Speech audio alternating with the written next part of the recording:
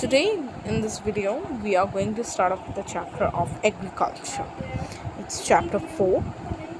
Let's begin with it.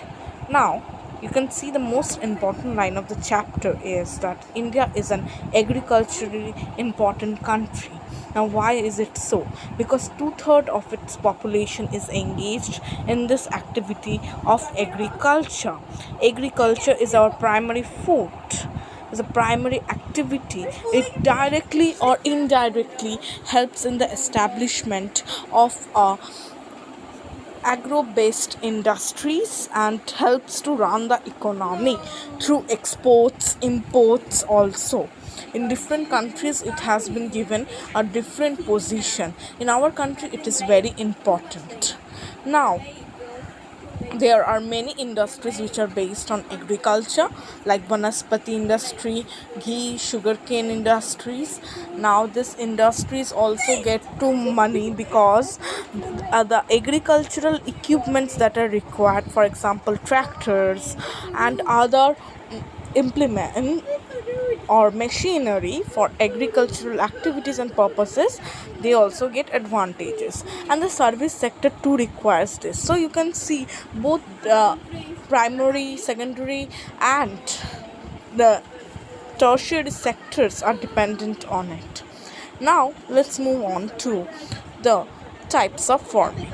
Agriculture is an age-old economic activity. Why it's an economic activity? It has generated revenue for a long period of time and it's very important, and this is your answer for the importance. Okay, now there are different types of farming that we can do in our country.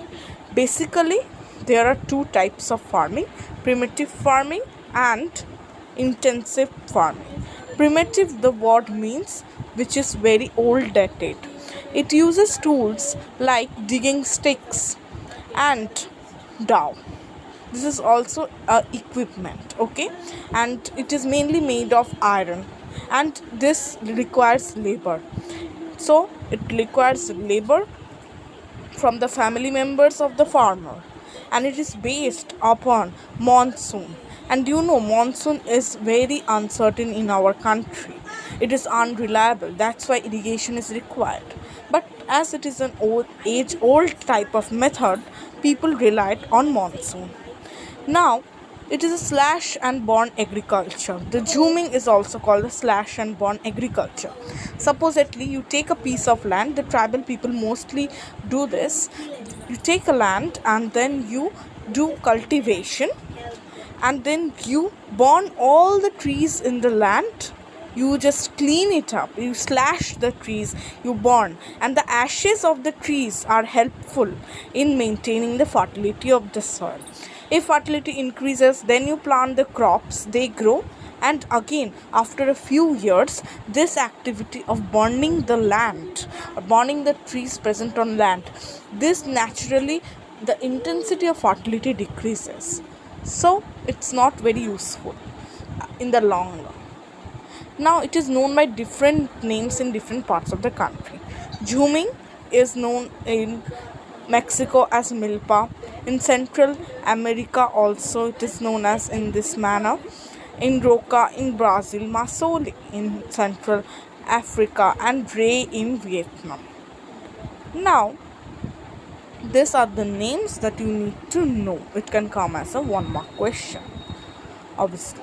Now in India, the primitive cultivation is called Dahiya in Madhya Pradesh, Penda in Andhra Pradesh, and Koman in Odisha, Kumari in Western Ghats, and Khil in Himalayan belt, and Jhuming in northeastern region. So Jhuming is the most popular name for it.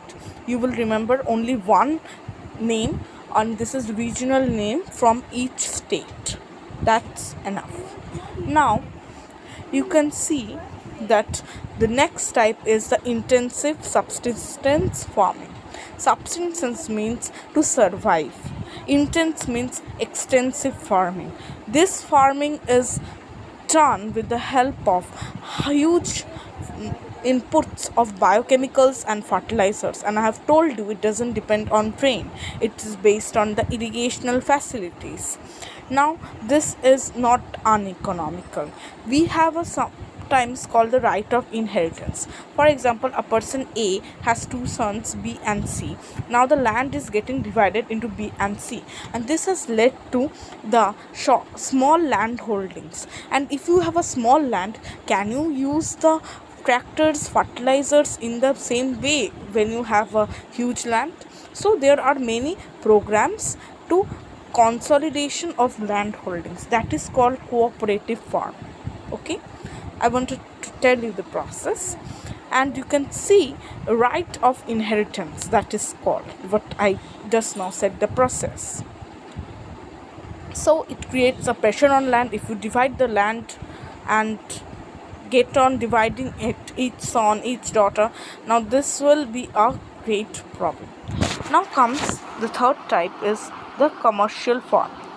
It requires high doses of modern inputs, HYV seeds. Now this came when in our country there was green revolution.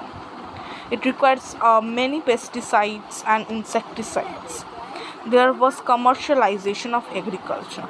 In this subsistence farming, you do not have the so-called, you only work for your own needs. You do not export your products, okay? But in commercial farming, you are directly involved in trade and commerce with other countries, within your countries also, intra-region as well as inter-region. So you need to establish your crops in a huge quantity. Okay, rice is a commercial crop in Haryana and Punjab, mainly after the green revolution, that also was preceded by the wheat revolution. Okay, and now we come to the plantation. Plantation is also a type of commercial farming. In this farming, a single crop is grown in a large area.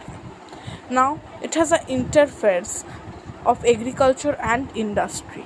Now this plantation is also a type of intensive farming, that is mainly for the business purpose. It also requires capital intensive inputs like tractors, fertilizers and other new machineries. You also require the knowledge to run them. Now, in India, tea, coffee, rubber, sugarcane, banana are important plantation crops. You know in which states which type of beverages are popular. Tea in Assam and North Bengal, coffee in Karnataka, mainly in the Nilgiri Hills region, and also Tamil Nadu to some extent. Now, this plantation, this type of farming requires a good and developed network of transport. You think that how will the goods and inputs and agricultural raw materials go to the industries or for the kind to the market if there is no roadway or railway to do so? So you can see there are pictures of banana plantation and bamboo plantation. Now we come to the cropping pattern. You know that India is unity and diversity. We have here different cultures of people. They have different food habits. So that also increases the need for different fiber and food crops. Now we in our country we have diverse climatic conditions as well as soil conditions. That has mainly led to the growth of three cropping seasons, that is for our division. Some crops are both kharif and rabi, and some are both zaid and rabi. Now we come to what is kharif, rabi and zaid crops. This is the basic understanding. Now what are rabi crops? Rabi crops are sown in winter from October to December and harvested in summer from April to June. You know the summer season and you know the winter season. Okay, in that way you remember that. And other crops like wheat, barley, peas, gram and mustard. These are the examples. These are grown in different parts of India, where they are grown in north and northwestern regions such as Punjab. And you should remember that in the northwestern regions, or in this case Punjab, Haryana, they also get rainfall from the western disturbances also during the winter season. Okay, and there are so all the northwestern states and north states, they get this type of rabi crops because there is rainfall in winter season. Now we come that the availability of precipitation during the winter months, as I've told you, due to the cyclones or the western disturbances mainly referred to here, this has resulted in the growth of these crops in these areas. Okay, no need to remember, understand the concept. Now Haryana, western Uttar Pradesh and parts of Rajasthan are also evolving in this cultivation of rabi crop because of the green revolution, as I've told you. And come next the kharif crop. Understand it very seriously and slowly. Kharif crops are grown on the onset of the monsoon when it is there, September to October mainly. Okay, September to October they are just harvested, I mean, and onset of monsoon July, June, in this manner. Okay, important crops are paddy, maize, jowar, bajra too, urad, cotton, mong, and these are cereals and pulses also, and fiber crops are also given here. The main regions in our country are West Bengal, the coastal regions of Odisha and Haryana, Punjab also. Why this is so? Because during September, October, these areas are all under the influence of the monsoons, and they also get the required amount of precipitation. Now, in states like Assam, West Bengal, three crops of paddy are grown. Paddy is also the last stage of rice. Okay, you can see Os, Aman, and Bodo. Okay, in between the Rabi and Kharif crops, there is a short season during the summer months. It's called the Zaid season. Now, in Zaid season, what crops we have are vegetables and fruits: watermelon, muskmelon, cucumber, vegetables, and fodder crops.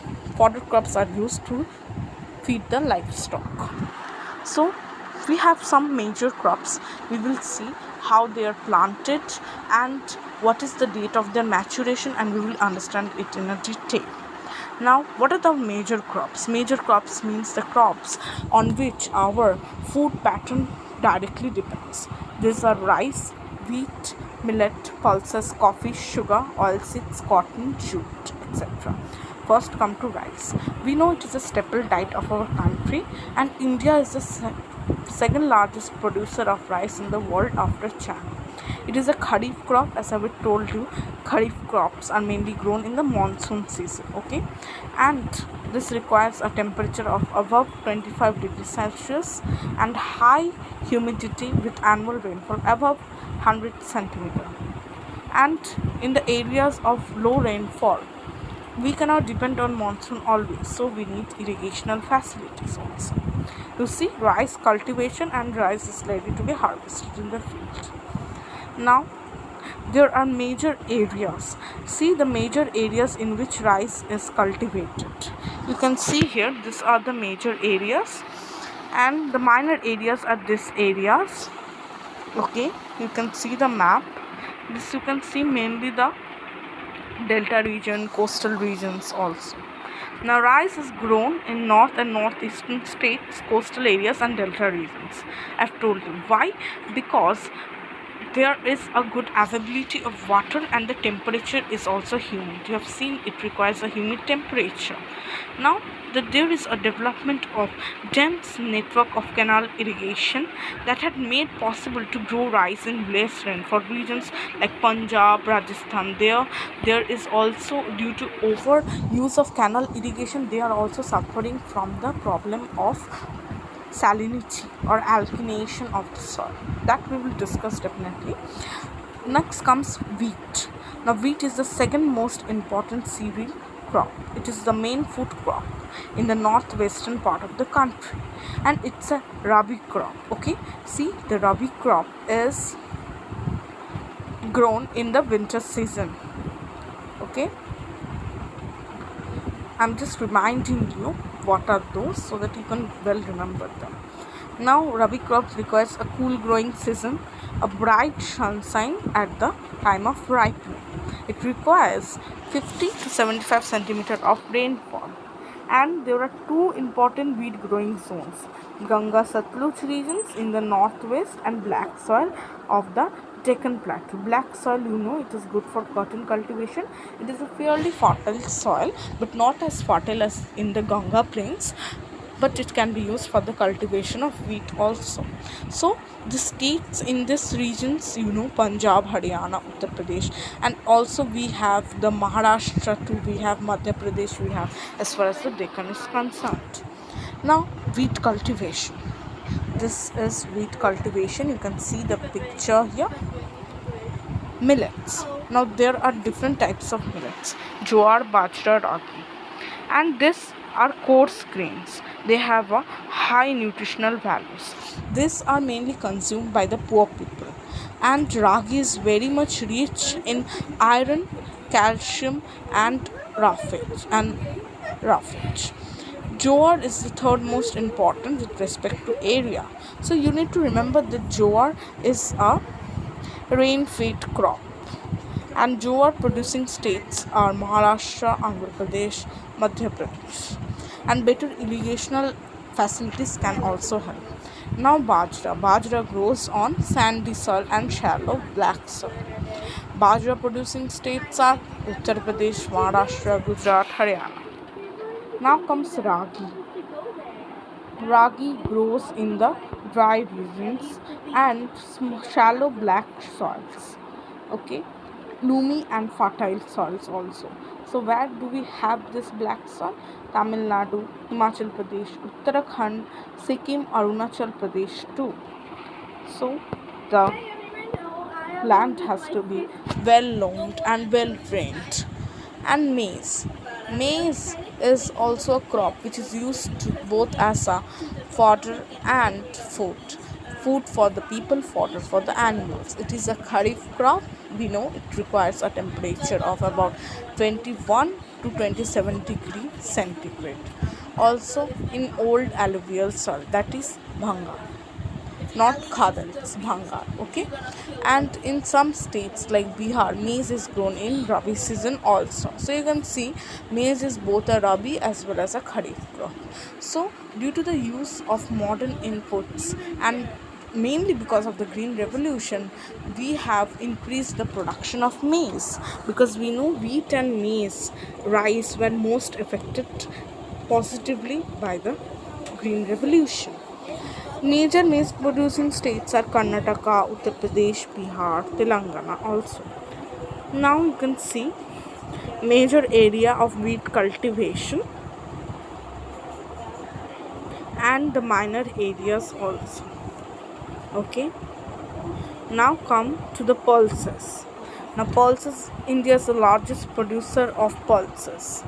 This is the major source of protein. We say na, eat dal and with rice. We always prefer it because it is of high nutritional value, and for the vegetarians it is a boon. Pulses need less moisture, and even in dry conditions they can survive. They are leguminous plants. In crop rotation, when you rotate a crop, after the first year of a crop, for example rice, you plant a leguminous crop, that is pulses. This helps in fixing nitrogen from the air, and it helps to increase the fertility of the soil.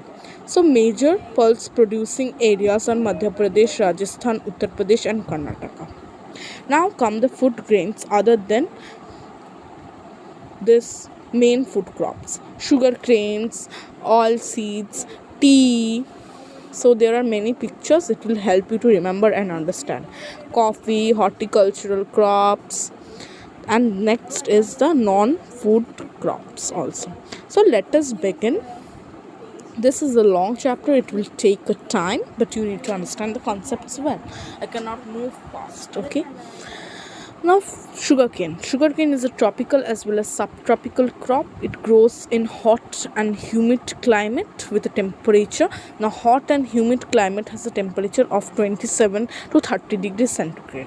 So, when it is said that it is hot and humid, suddenly you should think that it should be about 21 to 27 and even 30 centimeter for some crops. And annual rainfall is high because it requires a well drained, not only well drained soil, but it requires a huge amount of irrigation and water. So it can be grown on a variety of soils and it requires manual labor. Now India is the second largest producer. First largest producer is Brazil. Now what are the products of they make from the sugar cane? It is sugar, wood, khansari, molasses. Okay, the major producing sugarcane producing states are Uttar Pradesh, Tamil Nadu, Bihar, Punjab, Haryana. Okay. Now the oil seeds. India was the second largest producer. Okay, India is always second. You remember in that manner. Okay, and after China. In rapeseed cultivation, India was the third largest producer. You need to only know what is India's position. You don't require to know after which country we are standing. Okay, that will help definitely.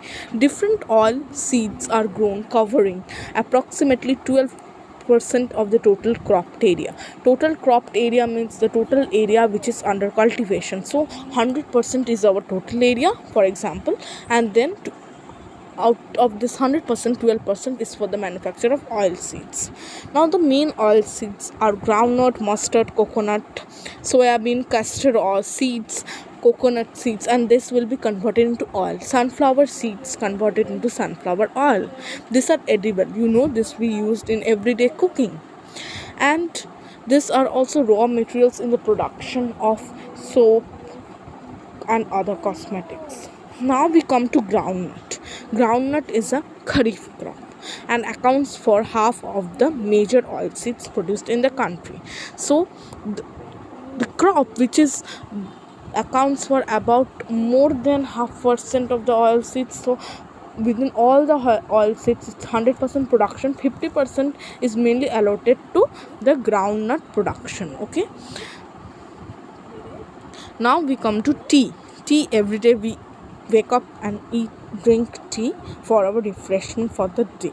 So it is a beverage crops. This was first established in Sri Lanka and it grows in India in tropical and subtropical climates, fertile and well drained soils. We need organic manure. Obviously, for a good soil you need good crop. For the growth of the crop in a better manner you need organic matter. Okay, you can see groundnut, sunflower are ready to be harvested. Now it needs a good climate all over the year. Frequent showers ensures continuous growth of tender leaves. Now tea is a labor intensive because you need to pluck the trees with a sense of calmness and a highly skilled profession. Okay, and when mainly women are there in this because it requires you calmness and you need not to hurry. So major tea producing states, we know the Assam, and India's variety is there are different varieties of tea like the Darjeeling tea, Assam tea. Okay, in West Bengal mainly these areas are. In also Himachal Pradesh, Uttarakhand we have. Now comes the coffee. In India it is the Arabica coffee. That was mainly, this idea was brought from Yemen and it is in great demand all over the world.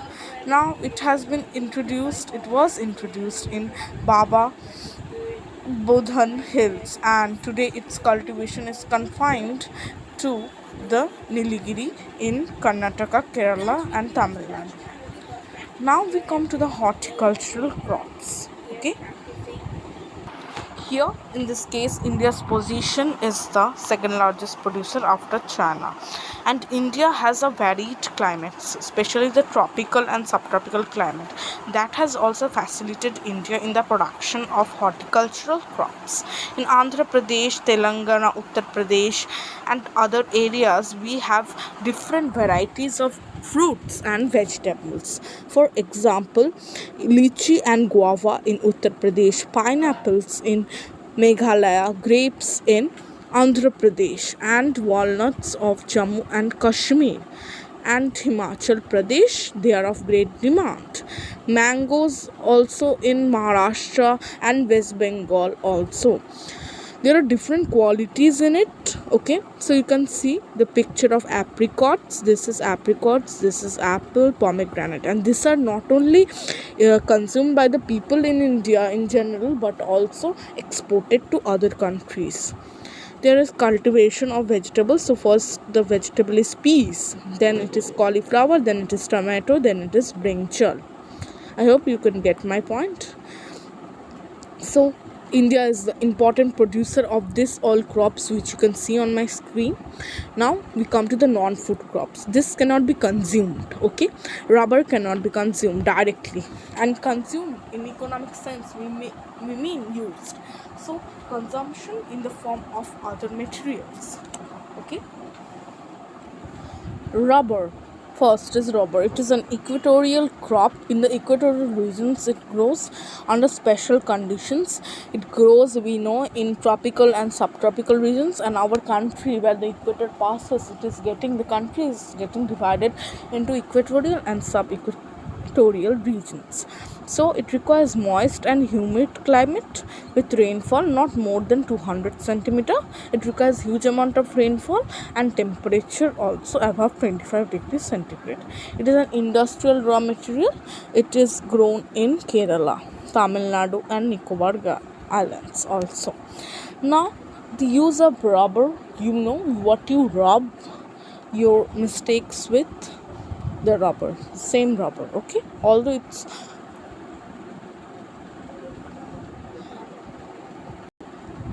manufactured in a more complex manner, but it is the rubber as its raw material. Fiber crops like the cotton, jute, natural silk, you know its uses. Now there is something called sericulture, which is an important term for the production of silk fiber. Now cotton has been planted in India first, it is believed so. In You don't need to remember the years, but India is the second largest producer of cotton. Cotton grows in the drier parts of the Deccan Plateau. It requires high temperature, light rainfall, or irrigation, and also about 200 frost-free days, and also bright sunshine. And frost and too much heat, it also can damage the crop. It is a kharif crop and requires 6 to 8 months to mature. Major cotton producing states are Maharashtra, Gujarat, Andhra Pradesh, Tamil Nadu. So mainly this cotton is in the Deccan Plateau region. The Deccan Plateau region, the black soil is there where cotton is in good amount, can be cultivated properly. Now comes jute. Jute is called the golden fiber. It is grown on well-drained soils and floodplains. It requires a high temperature, so mainly in the coastal regions. Okay, West Bengal, Bihar, Odisha, Meghalaya. Okay, so what are the uses of jute? It is used to make bats, mats, carpets, and other artifacts. And due to the use of synthetic fibers and particularly nylon, this use had been decreased. Now, technological and institutional reforms. When India got independence, its economy was shattered by the activities of the British. Okay, now the major task in the plannings, we see the 5th-year plan, first 5-year plan. So these plans, agriculture was given the due importance. Now agricultural reforms were made. Reforms means changes for the better in technology as well as institutions of agriculture means the sources from which money or loans can be taken, like not from the money lenders but from the government banks. Technology means not using of the plows and shears anymore. You need to use tractors. Okay, now 60% of livelihood depends on agriculture. There has been many schemes like the land reclamation programs. You reclaim the land that has been lost because of bad irrigation or bad soil, and due to the growing population its need has been increasing. So the government of India brought the 1970s and 1960s the green revolution and also the white revolution. So you can see the modern equipments, tractors. Okay, now the strategies was to improve the Indian agriculture, and this green revolution had a good effect. At the time we were also suffering from droughts and famines which seriously affected the economy of our country, and we lost many lives. So there has been crop insurance schemes against fire. Supposedly a fire is there, so you can get avail your insurance against that, and for natural calamities also. Now you can see Kisan credit card, personal accident insurance scheme. So this also are incentivizing agriculture. It is attracting people towards agriculture. This is a good profession. Okay, and now you can see Budan Gramdhan. Now what is this?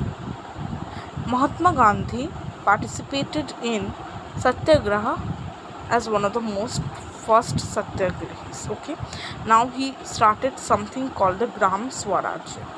Now Gandhi's had a martyrdom. Who is that? From whom inspiration he took? Vinoba Bhave. Okay, and they took a yatra or something like visiting other places to spread Gandhi's message. Now some poor landless villagers demanded, when he was giving a speech, some villagers came and they demanded that we are languishing in the agriculture, so we need some reforms. And Vinoba Bhave went to the government and pleaded regarding the provisions of cooperative farming. And suddenly Sri Ramchandra Reddy, the son names, stood up and offered 80 crores of land to distributed among 80 landless villagers. This is called Bodun. Later, he traveled and introduced his ideas. Some zamindars, and they distributed the land among the landless. From there only the Land Ceiling Act, the redistribution of land among the landless laborers, it came. So it is called Gramdan. Okay, and it was a bloodless revolution because reforms were made. And revolution, we mean there is for example the Bolshevik revolution, there is always widespread violence and killings. But this revolution in Indian agriculture pre-independence, that was a different thing, and that was done in a patient and non-violent manner. Now what is the contribution of agriculture to the economy, employment and output? You know, about 50% of our people depend on it, and it has GDP has registered a declining trend. But don't think so that our agricultural production has decreased. Its contribution has only decreased. It has increased because our population is increasing day by day. Now it is a matter of serious concern because stagnation is having. The sector which is now contributing, playing an important role, is the service sector. But without the agricultural sector, as we see, the agricultural sector is the base for our development. Indeed, we say that economic development will come because of industrialization, but nevertheless agriculture plays an important role, most importantly because so many people are attached to it. Okay, now you can see it's decreasing importance in the GDP growth rate. And subsidy has been decreasing, the cost is increasing, because whenever the government provides subsidy, the farmers are incentivized to produce more, and so there is lesser investment in farming by the government, so farmers are also withdrawing from this profession. And there are many cases of farmers committing suicides because of the digressed or depressive sale of the crops. Now, what is the impact of globalization on agriculture? You know, globalization in our country, the LPG policy was brought in 1991. Now, it also led to a huge export of the Indian spices and other horticultural crops, but it also led to the takeover of industries, small industries. Okay, now let us see. During the British period, cotton belts attract of India attracted them. They were imperialists, they were colonizing new land. So in this new land, what they got the cotton belts, and they understood the importance of this crop. Cotton textile industry in Manchester and Liverpool flourished because of this. In the Champaran movement, as we have studied, it was there because the plantationers were mainly the Britishers. They always ill-treated the tenants or the who are cultivators. So this movement was indeed successful. Okay, that was started. Under globalization in 1990, the farmers in India have been exposed to new challenges. Despite being an important producer of cotton rubber, they are not able to compete with developed countries because developed countries have developed technologies. They don't use agriculture in a way that we use. We use agriculture that is depending on rainfall. We don't have proper mandis all over the countries. Only 5% of the farmers go for choose mandis. So it is a so they most of the farmers don't get the minimum support price. So we need to increase the scope of mandis. We need to improve agriculture. We need to subsidize. In other countries this happens. Now you can see the picture of tissue culture. This is a very important culture in the developed countries. We also are doing this. This is a part of genetic engineering. When you give a mix a hybrid crop, you will always get the results that is good. Okay, you can improve a bad crop too. Now, green revolution has caused many controversies. We know that now we are moving towards an organic revolution. The green revolution has positive impacts, but the negative impacts that it has reduced employment opportunities because machine intensive work is going on. And again, we have the indiscriminate use of fertilizers and pesticides, and we know that is harming our body. Okay, now in our country we don't have such developed agricultural system or institutions in that case for developing such things. Now, few economists thinks that they have a bleak future. It is not that the government is not trying, but the schemes are inadequate. And what is the method that can we use that can help us to increase our production and help the farmers? Indian farmers should diversify, means you can move from the low income crops to the high yielding crop yields, like the crops like the almonds and other crops, fruits, vegetables, livestock rearing. These are also side by side so-called business that will help you to get a substantial income throughout the year. Okay, so you can see the fruits, medicinal herbs, flowers, vegetables, this are need to be increased. Okay, we can harness this because our country is very diverse. Okay, now there is something called the last para. I will read and end this. Change in cropping pattern have from cereals to high value crops will mean that India will have to import food.